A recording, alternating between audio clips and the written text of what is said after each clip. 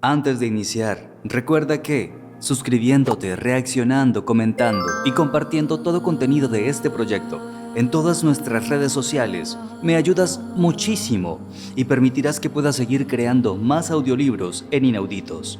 También, si deseas patrocinar económicamente este proyecto, puedes hacerte miembro del canal haciendo clic en el botón Unirme que aparece bajo el título de este video en YouTube. No olvides activar todas las notificaciones para no perderte de ninguno de nuestros estrenos. Y a partir de este momento, la palabra en Inauditos cobra vida.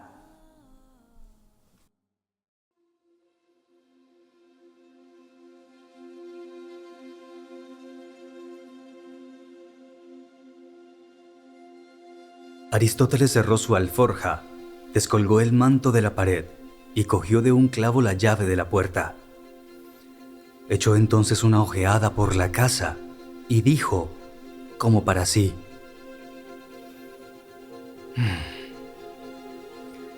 Me parece que no olvido nada.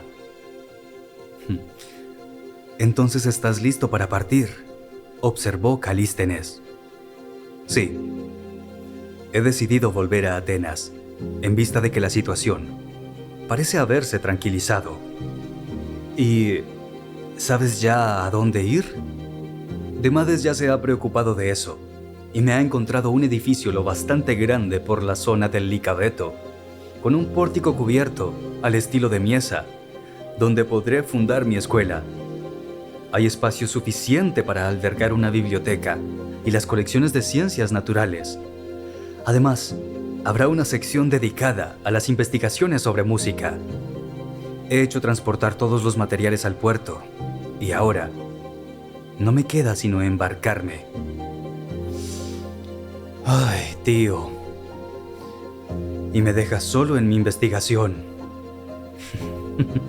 No, Calístenes. Todo lo contrario. En Atenas podré recoger más información que en Macedonia. Ahora aquí, todo lo que podía saber, lo he aprendido ya. ¿Qué quieres decir? Siéntate. Aristóteles sacó de una gaveta algunas hojas repletas de anotaciones. Lo único seguro, por el momento, es que la muerte de Filipo ha causado un trastorno tal que ha provocado un cúmulo enorme de habladurías, chismorreos, calumnias, insinuaciones, como cuando una gruesa piedra cae en el fondo de un estanque cenagoso.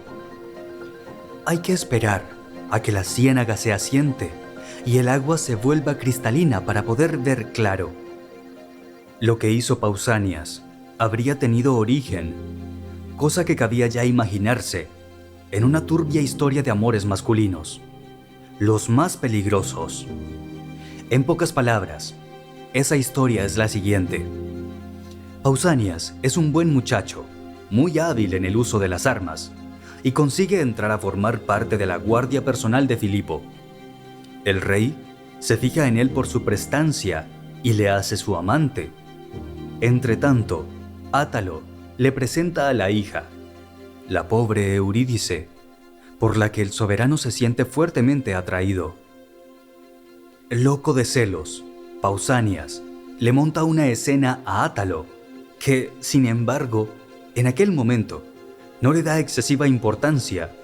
Es más, parece tomárselo con calma, y, para demostrar su buena disposición de ánimo, invita al jovenzuelo a cenar tras una partida de caza en la montaña. El lugar está aislado y apartado, el vino corre copiosamente, y todos están más bien achispados y excitados. En ese punto Átalo se va, y deja a Pausanias en manos de sus guardas de caza, los cuales le desnudan y le violan durante una noche entera, de todos los modos que la fantasía más desenfrenada le sugiere. Luego, le abandonan más muerto que vivo. Pausanias, fuera de sí, por el ultraje sufrido, pide venganza a Filipo, pero este, como es evidente, no puede enfrentarse a su futuro suegro, por quien, por otra parte, siente una gran estima. Entonces, lo que el jovenzuelo querría es matar a Átalo, Pero ya no es posible. El soberano le ha confiado el mando, conjuntamente con Parmenio, del cuerpo de expedición que se dispone a partir hacia Asia.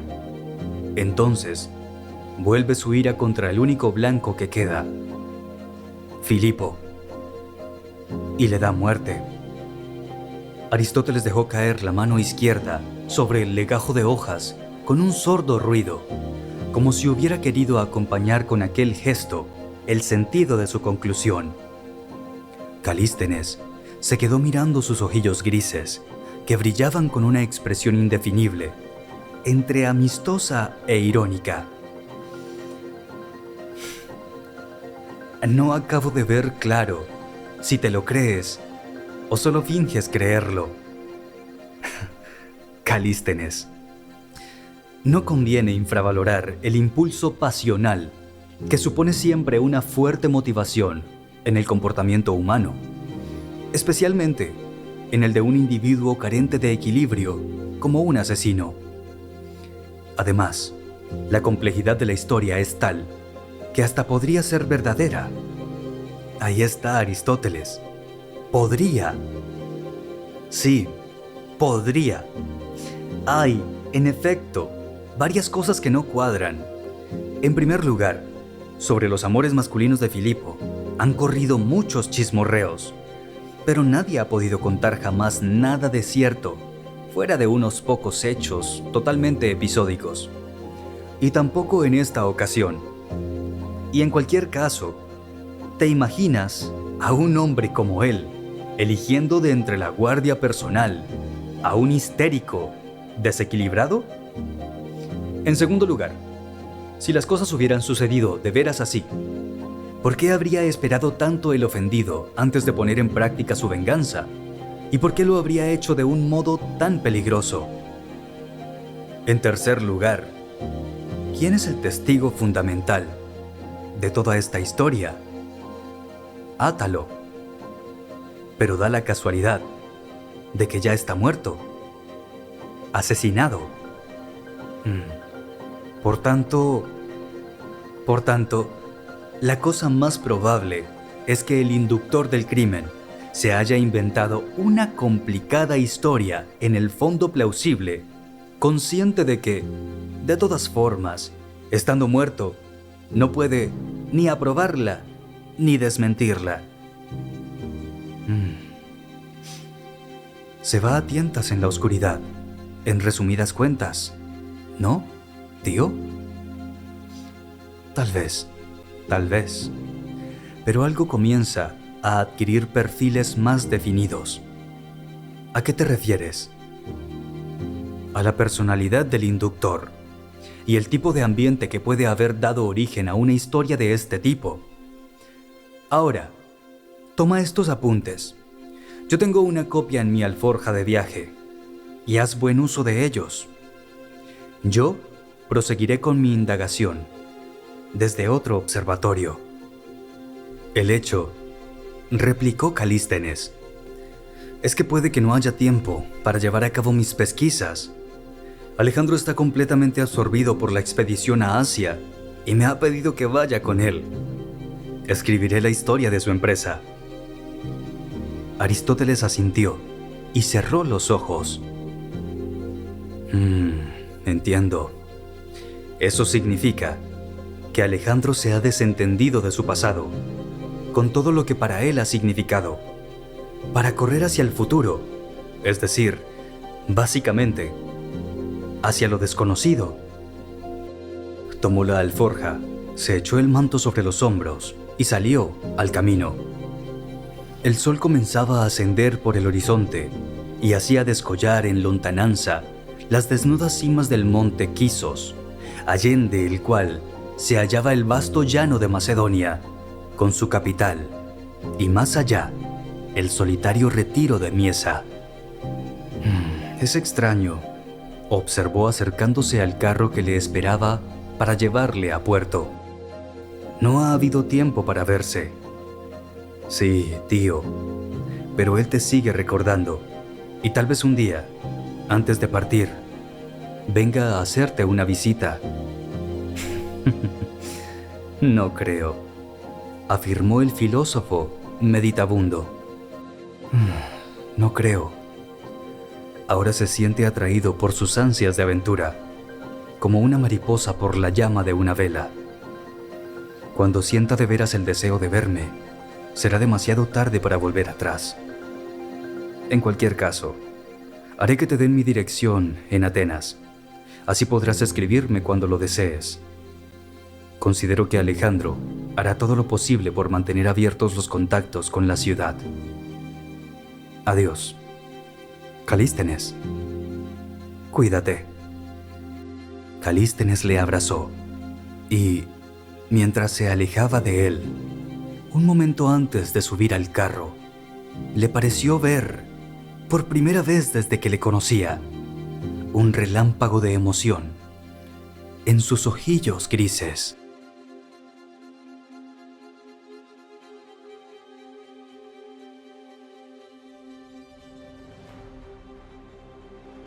El antiguo santuario apenas si se entreveía en medio de la oscuridad de la noche, en la cima de la colina, en la linde del bosque.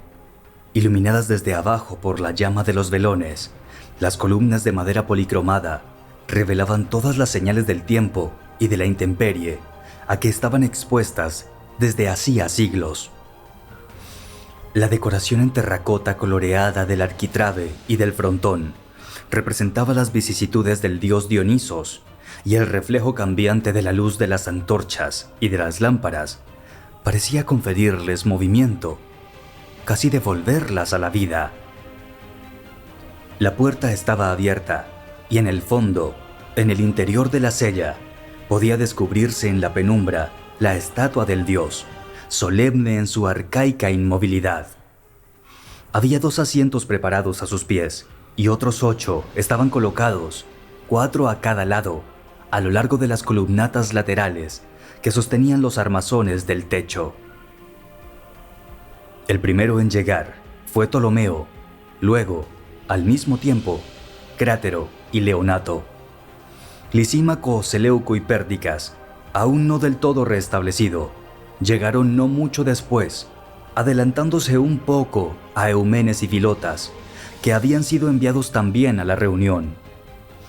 Alejandro se presentó por último con Hefestión, a caballo de Bucéfalo. Solo entonces entraron y tomaron asiento entre las columnas del templo, desierto y silencioso. Alejandro se sentó, hizo acomodarse a Hefestión a su diestra y luego a los restantes compañeros, excitados e impacientes, por conocer el significado de aquella reunión nocturna. Compañeros, ha llegado el momento, comenzó diciendo el soberano, de dar comienzo a la empresa que mi padre anheló largo tiempo, pero que una muerte imprevista y violenta le impidió llevar a cabo: la invasión de Asia. Un soplo de viento entró por la puerta principal y las llamas de los velones que ardían bajo la estatua del dios oscilaron, animando la enigmática sonrisa de la divinidad. Os he reunido en este lugar, no por casualidad. Será Dionisos quien nos indique el camino. Él, que viajó con su cortejo de sátiros y silenos, coronado de pámpanos, hasta la lejana India, a donde ningún ejército griego ha llegado jamás.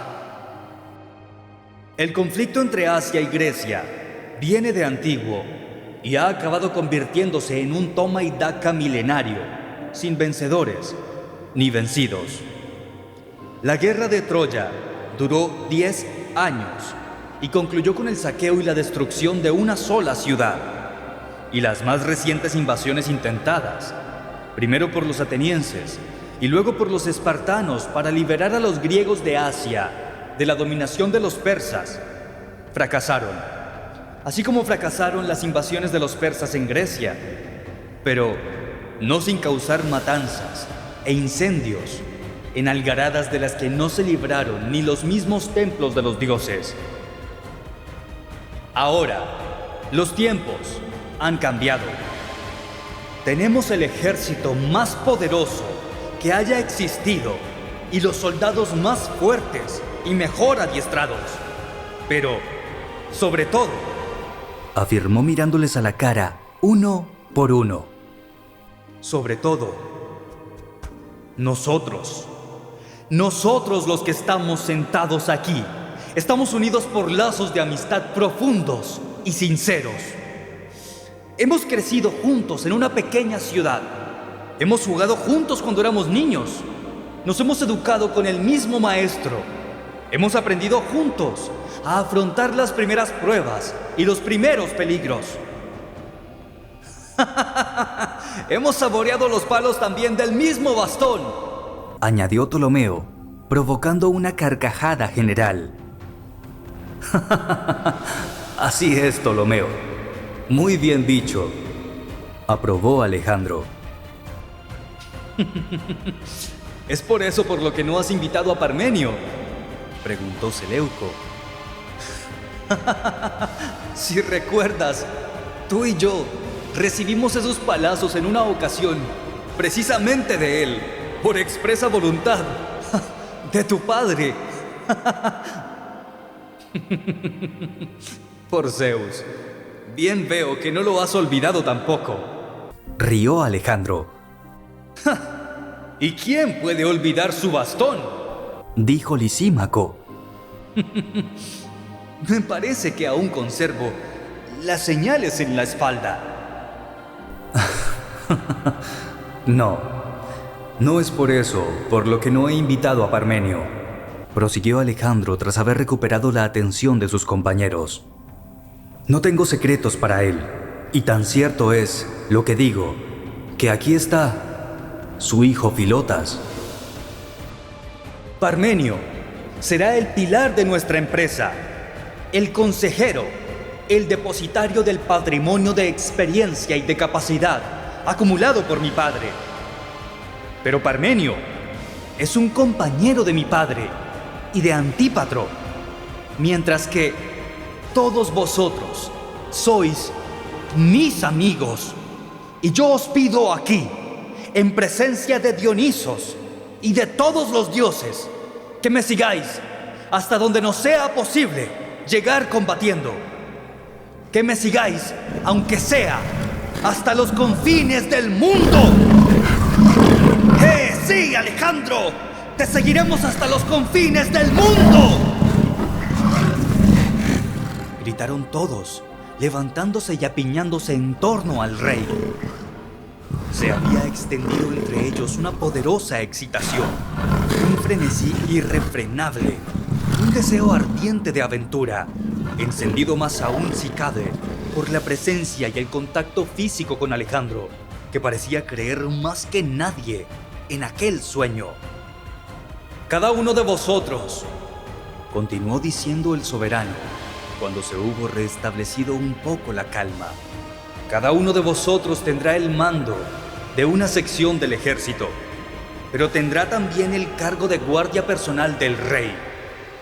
Nunca antes ha sucedido que muchachos tan jóvenes tuviesen una responsabilidad tan grande, pero yo sé que seréis dignos de ello, porque os conozco, porque he crecido con vosotros y porque os he visto combatir. ¿Cuándo partiremos?, preguntó Lisímaco. Pronto, esta primavera, y por tanto, preparaos en cuerpo y alma. Y si alguno de vosotros cambiase de parecer o de idea, que no tema decírmelo. Voy a necesitar amigos de confianza, también aquí, en la patria. ¿Cuántos hombres conduciremos a Asia?, preguntó Ptolomeo. Conduciremos 30.000 infantes y 5.000 caballos, y todo aquel que podamos llevar con nosotros, sin dejar desguarnecido en exceso el territorio macedonio. Y aún no sé cuánto podremos confiar en los aliados griegos. De todas formas, les he pedido que nos proporcionen un contingente, pero no creo que lleguen a más de 5.000 hombres. ¡Ja! ¡No los necesitamos!, exclamó Hefestión.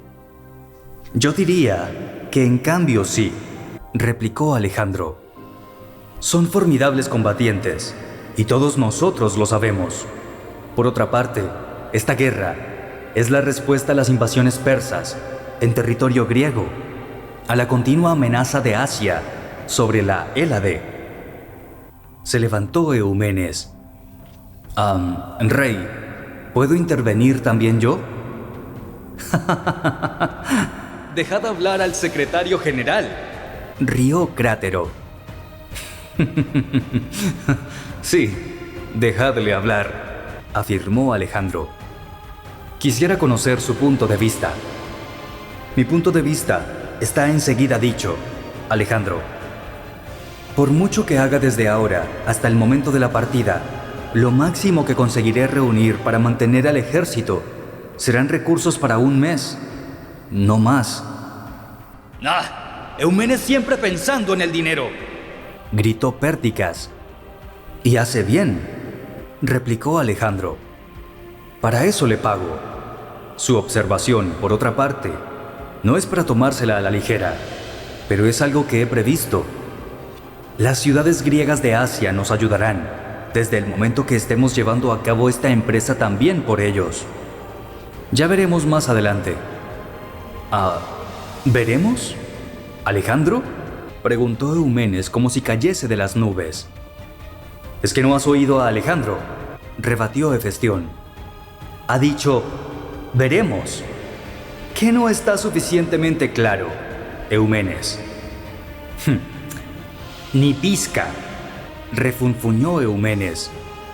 Si tengo que organizar la manutención de 40,000 hombres y 5,000 caballos, quisiera saber de dónde sacaré el maldito dinero.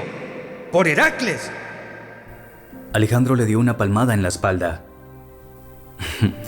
Tranquilo, Eumenes. Lo encontraremos. Descuida. Te aseguro que lo encontraremos. Tú preocúpate de que todo esté listo para la partida. Ya no falta mucho. Amigos, han pasado 1000 años desde que mi antepasado Aquiles pusiera los pies en Asia para luchar juntamente con los griegos contra la ciudad de Troya. Y ahora nosotros repetimos dicha empresa con la certeza de superarla.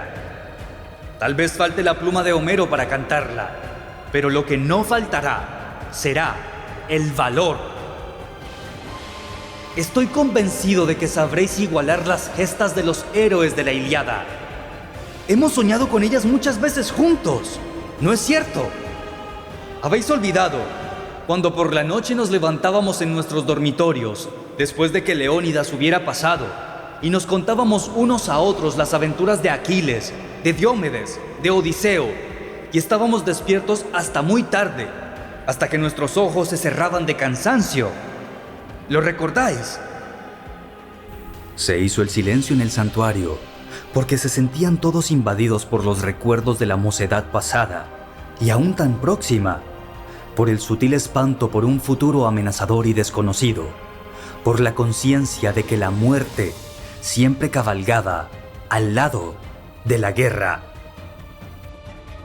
Miraban al rostro a Alejandro, miraban el color fugaz de sus ojos, a la tenue claridad de las lámparas, y leían en ellos una inquietud misteriosa, el deseo ardiente de una aventura sin fin, y se daban cuenta, en aquel momento, de que partirían muy pronto, pero ignoraban si regresarían y cuándo lo harían. El rey se acercó a Filotas. Ya hablaré yo con tu padre. Quisiera que el recuerdo de esta velada quedase únicamente entre nosotros. Filotas asintió. Sí, Alejandro, tienes razón, y te estoy agradecido por haberme pedido que tomara parte en ella. Ptolomeo rompió aquella atmósfera de repente melancólica. Me acaba de entrar hambre. ¿Qué me decís de ir a comer un asado de estarnas en la posada de Eupitos? Es lo más sabio que has dicho, Ptolomeo. ¡Vamos! respondieron todos. ¡Pero Eumenes paga la cuenta!, gritó Hefestión. ¡Sí! ¡Eumenes paga la puta cuenta!, repitieron los otros, incluido el rey. Poco después, el templo estaba nuevamente desierto y únicamente resonaba el galope de sus caballos, que se perdían en la noche. En aquel mismo momento, muy lejos, en el palacio de Butroto, que caía a pico sobre el mar, Cleopatra abría las puertas de su tálamo y los brazos a su esposo. Había terminado el luto prescrito para una joven esposa. El rey de los molosos fue recibido por un grupo de muchachas vestidas de blanco que sostenían teas encendidas, símbolo de amor ardiente, y conducido por las escaleras hasta una puerta entornada. Una de ellas le despojó del manto blanco y empujó ligeramente una de las hojas.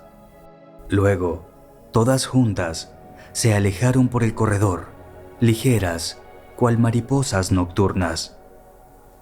Alejandro vio una luz dorada y temblorosa posarse sobre una cabellera suave como la espuma del mar. Era Cleopatra. Recordó a la niña tímida que había entrevisto tantas veces observándole a escondidas en el palacio de Pela, para luego huir con pies ligeros si él se volvía para mirarla. Dos doncellas se estaban ocupando de ella. Una le peinaba el pelo, mientras la otra le desceñía el cinturón del peplo nupcial y le abría las fíbulas de oro y de ámbar que lo cerraban sobre los hombros de marfil. La joven se volvió hacia la puerta, revestida únicamente con la luz de las lámparas. El esposo entró y se acercó para contemplar la belleza de su cuerpo escultural, para embriagarse con la luminosidad que emanaba de su divino rostro. Ella sostuvo su mirada ardiente sin bajar sus largas y húmedas pestañas. En aquel momento, brillaba en sus ojos la fuerza salvaje de Olimpia y el ardor visionario de Alejandro, y el soberano se sintió perdidamente cautivado una vez más antes de estrecharla entre sus brazos. Le rozó el rostro y el seno turgente con una caricia. Esposa mía, mi diosa, ¿cuántas noches he pasado en esta casa soñando con tu boca de miel y tu regazo? ¿Cuántas noches? Su mano descendió hasta el vientre suave de ella, el pubis florido de un ligero vello, y con el otro brazo la ciñó estrechándola contra sí y luego doblándola sobre la cama. Le abrió los labios con un encendido beso y ella respondió con idéntica pasión, con una fuerza cada vez más intensa y ardiente. Y cuando él la poseyó, comprendió que no era virgen. Continuó dándole todo el placer de que era capaz y gozando de su cópula, de su piel perfumada, hundiendo el rostro en la suave nube de sus cabellos, buscando con los labios su cuello, sus hombros y su soberbio pecho. Tenía la sensación de estar yaciendo con una diosa, y ningún mortal puede pedirle nada a una diosa. Solo puede estarle agradecido de lo que recibe. Se dejó caer al fin exhausto a su lado, mientras las llamas de los velones se extinguían una tras otra, dejando entrar la penumbra opalescente de la noche lunar. Cleopatra se durmió apoyando la cabeza sobre el amplio pecho del esposo, exhausta por el largo placer y por el cansancio que de repente pesaba sobre sus ojos de muchacha. Durante días y noches, el rey moloso no pensó ni se dedicó a otra cosa que a ella, rodeándola de todo tipo de atenciones y miramientos, pese a notar en el fondo de su corazón el aguijón doloroso de los celos, hasta que un nuevo acontecimiento imprevisto despertó de nuevo su interés por el mundo exterior. Estaba con Cleopatra en la explanada del palacio, disfrutando de la brisa de la tarde, cuando vio asomar por mar abierto una pequeña flota rumbo a su puerto. Se trataba de un gran navío con un magnífico mascarón de proa en forma de delfín, escoltado por 4 naves de guerra repletas de arqueros y de hoplitas cubiertos de bronce. Poco después, le alcanzó un miembro de la guardia. «Señor, han venido de Italia unos huéspedes extranjeros de una poderosa ciudad llamada Tarento y te solicitan audiencia para mañana». El rey miró el sol rojo que descendía lentamente en el horizonte marino y respondió: «Decidles que les recibiré con gusto». Escanciando luego a Cleopatra una copa de vino suave, el mismo vino espumoso que prefería su hermano, le preguntó: «¿Conoces aquella ciudad, amada mía?» «Solo de nombre», replicó la muchacha acercando los labios a la copa.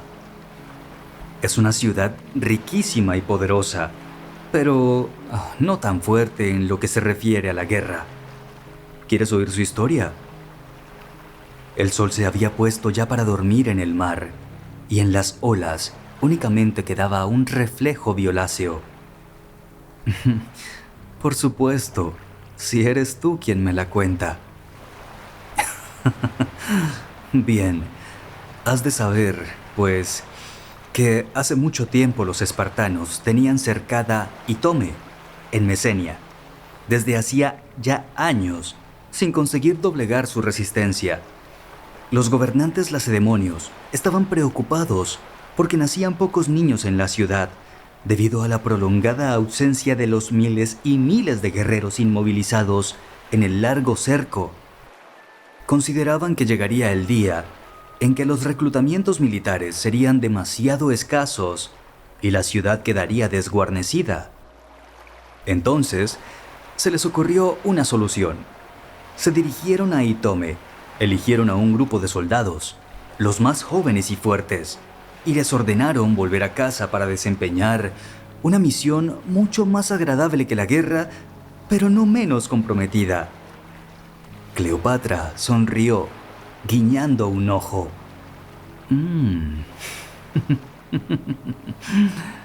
Creo saber, creo adivinar cuál es esa misión». «Exacto», prosiguió el rey. Su tarea consistía en dejar embarazadas a todas las vírgenes disponibles de la ciudad, cosa que hicieron con el mismo sentido del deber y con el mismo ardor que les animaba en combate, y obtuvieron tal éxito en su cometido que un año después nació una numerosa nidada de niños. Pero la guerra acabó poco después, y los demás guerreros, vueltos a sus casas, trataron de recuperar el tiempo perdido. Nacieron así otros muchos niños. Sin embargo, cuando hubieron crecido, los hijos legítimos afirmaron que los nacidos de las vírgenes no podían ser considerados ciudadanos de Esparta, sino que debían ser tratados como bastardos. Indignados, los jóvenes se prepararon para una revuelta, guiados por su cabecilla, un muchacho fuerte y temerario llamado Taras. Por desgracia para ellos, la conjura fue descubierta y se vieron obligados a abandonar la patria. Taras consultó al oráculo de Delfos, que les indicó un lugar en Italia donde podrían fundar una ciudad y vivir ricos y felices. La ciudad fue fundada y existe todavía hoy. Es Tarento, que tomó precisamente su nombre de Taras. «Es una bonita historia», observó Cleopatra, «pero me pregunto, ¿qué querrán?». «Lo sabrás tan pronto como les haya escuchado», afirmó el rey levantándose y despidiéndose con un beso. «Y ahora, permíteme que vaya a impartir algunas disposiciones para que sean dignamente hospedados». La pequeña flota tarantina volvió a partir 2 días después, y únicamente cuando las velas hubieron desaparecido en el horizonte, volvió Alejandro de Epiro al tálamo de su esposa. Cleopatra había hecho preparar la cena en su habitación perfumada de lirios y descansaba en el lecho del convite, vistiendo una prenda de lino transparente. ¿Y entonces? ¿Qué querían?, preguntó apenas su marido se hubo tendido a su lado. Han venido a solicitar mi ayuda y a ofrecerme Italia. Cleopatra no dijo nada, pero su sonrisa se había esfumado. ¿Partirás?, le preguntó al cabo de un largo silencio. Sí, repuso el rey. En su fuero interno, sabía que aquella partida y la guerra, y acaso también el riesgo de la muerte en la batalla, le habrían pesado menos que la idea, cada vez más obsesiva, de que Cleopatra había sido de otro y que tal vez le recordaba aún o le amaba. ¿Es cierto que también mi hermano está a punto de partir? Sí, amada mía, hacia Oriente. Él invade Asia. Y tú te irás a Occidente. Y yo me quedaré sola. El rey le tomó la mano y la acarició largamente. Escucha. Un día, Alejandro estaba en este palacio, como huésped mío, y tuvo un sueño que ahora te quiero contar. Me contó que en su sueño había visto 2 soles. Cada uno de ellos se ponía por una orientación diferente de él. Parmenio miró fijamente a Alejandro a los ojos, incrédulo. No estarás hablando en serio, ¿verdad? Alejandro apoyó una mano en su hombro. No he hablado nunca tan en serio en mi vida. Este era el sueño de mi padre Filipo, y ha sido siempre también el mío. Partiremos con los primeros vientos de primavera. Pero, señor, intervino Antípatro, no puedes partir así. ¿Por qué no? Porque en la guerra puede suceder cualquier cosa, y tú no tienes ni esposa ni hijo. Primero debes tomar mujer y dar un heredero al trono de los macedonios. Alejandro sonrió y sacudió la cabeza. No pienso siquiera en ello. Tomar mujer exige un largo procedimiento. Deberíamos valorar todas las posibles candidatas al papel de reina, considerar detenidamente cuál debería ser la elegida y a continuación afrontar las duras reacciones de las familias que fuesen excluidas del vínculo matrimonial con el trono. Habría que preparar el casamiento, la lista de los invitados, organizar la ceremonia y todo el resto. Y luego debería dejar embarazada a la muchacha, lo cual no ocurre en un 2x3. Y aún en el caso de que esto sucediera, no es seguro que naciera un varón. ¿Y acaso debería esperar de nuevo otro año? Y luego, si naciera un hijo, tendría que hacer como Odiseo con Telémaco, dejarle en pañales para volver a verle quién sabe cuándo. No. Tengo que partir de inmediato. Mi decisión es irrevocable. Os he convocado no para discutir acerca de mis nupcias, sino de la expedición a Asia. Sois los pilares de mi reino, tal como lo fuisteis para mi padre, y es mi intención confiaros los papeles de la máxima responsabilidad, esperando que aceptéis. Sabes que te somos fieles, señor, afirmó Parmenio, que no conseguía llamar a aquel joven rey por su nombre, y que podrás contar con nosotros mientras no nos falten las fuerzas. Lo sé, dijo Alejandro, y por eso me considero un hombre afortunado. Tú, Parmenio, vendrás conmigo y tendrás el mando general de todo el ejército, dependiendo tan solo del soberano. En cambio, Antípatro se quedará en Macedonia con las prerrogativas y los poderes de regente. Solo así me iré tranquilo, convencido de dejar al mejor hombre para que custodie mi trono. Para mí es un honor excesivo, señor, replicó Antípatro. Tanto más que en Pela sigue estando tu madre y...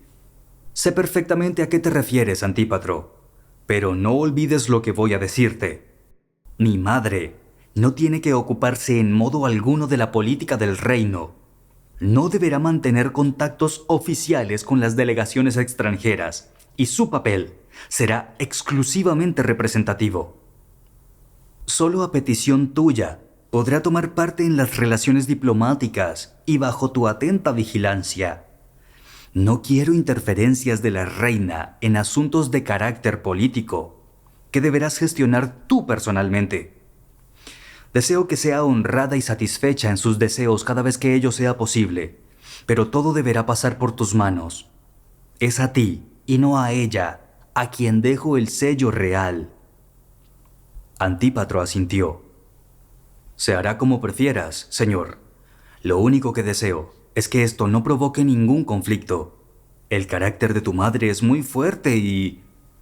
Antípatro, haré una pública demostración de que eres el depositario del poder en mi ausencia, y por lo tanto, no deberás rendir cuentas de tus decisiones a nadie más que a mí. En cualquier caso, prosiguió, estaremos en constante contacto. Te tendré informado de todas mis acciones y tú harás lo propio, contándome cuanto suceda en las ciudades griegas aliadas nuestras y aquello que acuerden nuestros amigos y enemigos. Por eso, será nuestra preocupación mantener seguras las vías de comunicación en cada momento. De todos modos, ya tendremos ocasión de definir en detalle tus funciones, Antípatro. Pero lo importante es que eres un hombre en el que tengo depositada mi confianza y, por tanto, tendrás la máxima libertad de decisión. He querido verme contigo únicamente para saber si aceptabas mi propuesta, y ahora estoy contento. Alejandro se levantó de su escaño, y los dos ancianos generales hicieron otro tanto, en señal de respeto. Pero antes de que el soberano saliese, Antípatro dijo: «Solo una pregunta, señor. ¿Cuánto crees que durará la expedición? ¿Y hasta dónde te propones llegar?» Esa es una respuesta que no puedo darte, Antípatro, porque yo mismo la desconozco. Y con un gesto de la cabeza se alejó. Los dos generales se quedaron solos en la armería real desierta, y Antípatro preguntó: «Sabes que tendréis víveres y dinero suficientes solo para un mes, ¿no?» Parmenio asintió. «Sí, lo sé. Pero, ¿qué podía decir? Su padre llegó a hacer cosas aún peores».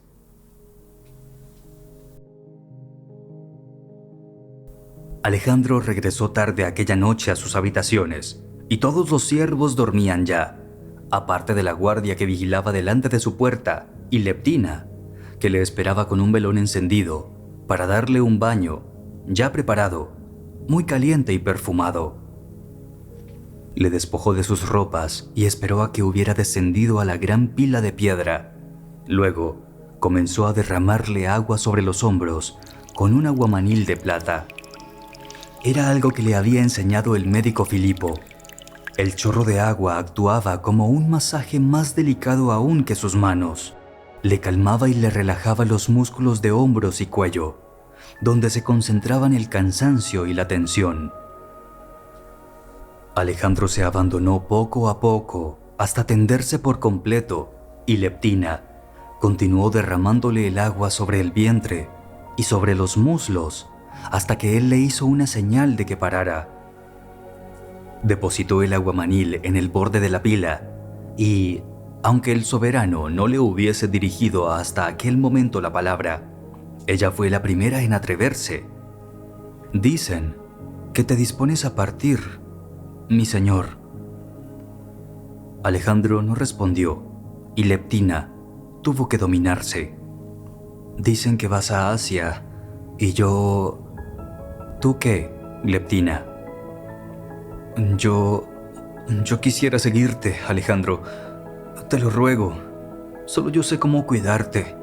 Solo yo sé cómo recibirte por la tarde y prepararte para la noche. Vendrás, repuso Alejandro saliendo del baño. Los ojos de Leptina se llenaron de lágrimas, pero permaneció en silencio y comenzó a secarle delicadamente con una sábana de lino.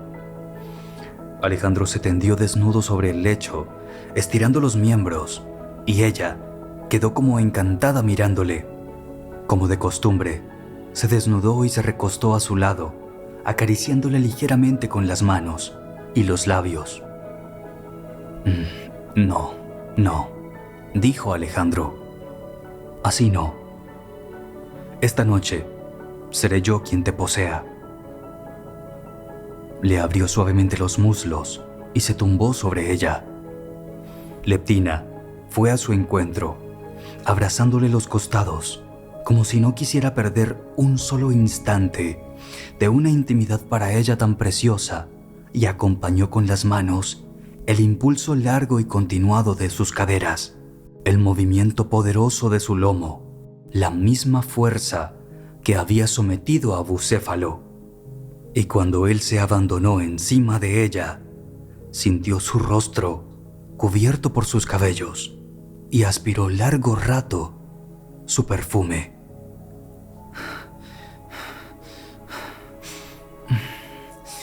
¿De veras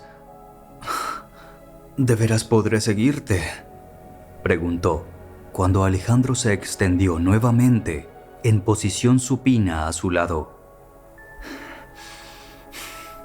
Sí, mientras no encontremos en nuestro camino a un pueblo cuya lengua comprendas, la lengua misteriosa que hablas a veces en sueños.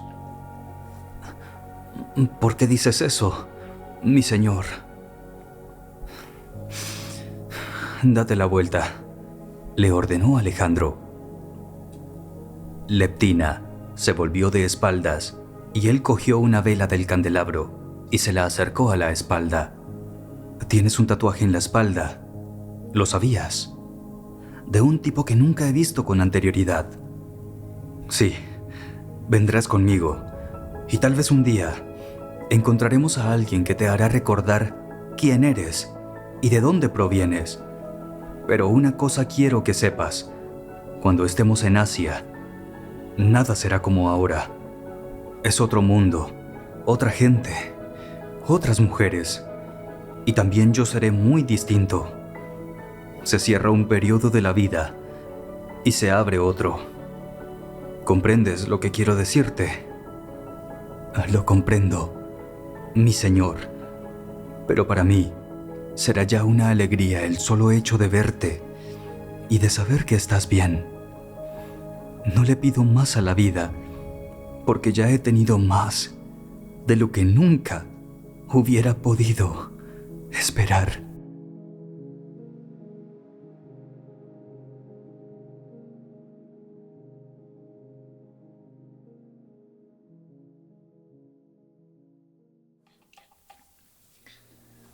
Siendo las 9:16 de la mañana del 2 de noviembre del 2025, y luego de haberme bebido mi taza de café, que no me puede faltar en las mañanas, quiero a Emiliano Ortega devolverle el agradecimiento por agradecer el excelente contenido creado, haciendo alusión a este audiolibro del Hijo del Sueño, a Senritsu, a Marianet Rojas y a David ALX8. Me encanta saber que por la emoción siempre están al límite de sus sillas con estas historias, por las formas en que las narro y las ambiento. Estas para ustedes. David, tendré tu libro recomendado en especial consideración. A Disney Vlog, un poquito tarde el agradecimiento, un año después. Pero es que eso que sentiste tú de estar dentro de las batallas, lo sentí yo también cuando leí esta historia por primera vez en mi vida. Y amo poder compartir estas experiencias con todas ustedes. A Luis Paulovi, Agradecerte también por la excelencia, por el agradecimiento y por exaltar la excelencia del contenido creado por el equipo de trabajo. El equipo de trabajo te envía un saludo muy especial, Luis. Hola. Y es precisamente este el motivo por el cual no logro producir contenido de manera más constante. Al ser un equipo de una sola persona hace que todo el proceso de creación tome muchísimo más tiempo. Pero bueno, ahí voy, sin prisa pero sin pausa. A Ariel González, desde estas tierras colombianas, te envío un fuerte abrazo a tus tierras argentinas, allá donde tú estés. Y cierro este capítulo deseándoles a todas ustedes lo que desea Ariel: salud y libertad. Salud y libertad para todas ustedes. Y cuando me escriban, por favor díganme desde qué parte del mundo me escuchan para poder saludarles en un próximo video. Recuerden que este proyecto existe porque ustedes así lo permiten. Hasta una próxima oportunidad en que las palabras vuelvan a tomar vida aquí, en Inauditos. Hasta pronto.